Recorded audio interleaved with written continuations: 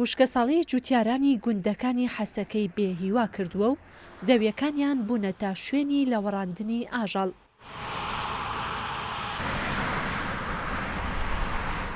هاوشێوەی ناوچەکانی تری سووریا گۆڕانکاری کەشوهەوا و وشکە ساڵی هەڕەشەی لەسەر داهاتووی کشتوکاڵ لە گوندەکانی حەسەکە دروست کردووە کە بەسەر چاوەیەکی سەرەکی ئابووری و داهاتی خێزان هەژارەکان لە باکوور و خۆرهەڵاتی سووریا دادەنرێت.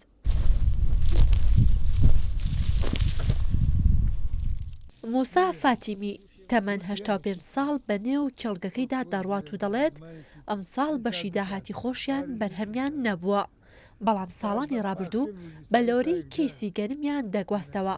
ئێستاش حەسرەت بۆ ساڵانی ڕابردوو دەخوات.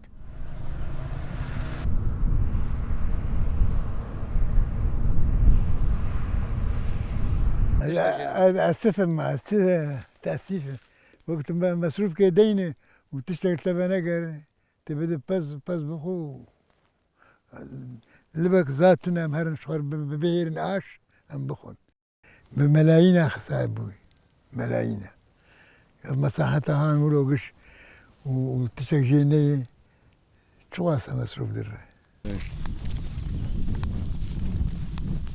سلمان محەممەد کاجووتارێکی ترا دەڵێت بە ناچاری بۆ هەر دۆنم زەویەک بەرهەمەکانی بە 15,000 لیرەی سووری فرۆشتووە.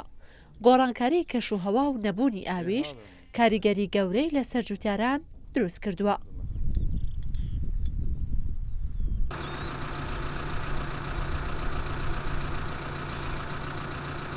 أسباب الأمطار قلة الأمطار والمناخ. ئەم ڕەوشەی ئێمە بەهۆی نەبوونی باران و گۆڕانی کەشوهەوا و زۆربوونی خۆڵبارینەوەیە. هەموو ئەوانە کاریگەریان هەبووە. بۆ هەر دۆنم زەویەک بەرهەمەکانم بە 15,000 لیرەی سووری فرۆشتووە کە نزیکەی 3.8 دۆلاری ئەمریکیە. لە کاتێکدا خەرجەکانم 20,000 لیرەیە بۆ هەر دۆنمێک. ئەوە بەس نییە بۆ قەرەبووکردنەوەی زیانەکانم. يعني ما راح يعوض خسارتنا يعني.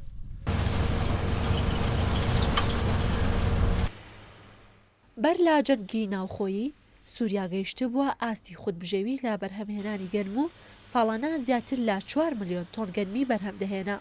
بەڵام ئێستا بەهۆی کاریگەری جەنگ و گۆڕانکاری کەشوهەوا ئاستی بەرهەمهێنان بۆ لە 60 دانیشتوان دابەزیوە کە لە بنەڕەتەوە بەدەست خراپی ئاسایشی خۆراکەوە دەناڵێنن.